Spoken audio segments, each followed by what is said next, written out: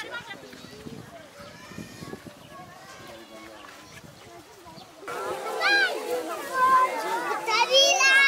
Kervanı olarak Afrika'nın en fakir bölgesi olan Burundi şu an kadar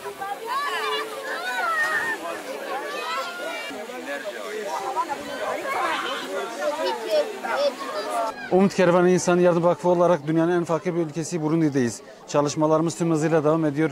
Şimdi de selden zarar gören yüzlerce aile, arkamızda duran battaniyeleri inşallah dağıtacağız. Bu konuda katkıdan bulunan bütün hayırseverlerimizden Allah razı olsun. Kendilerine çok teşekkür ediyoruz.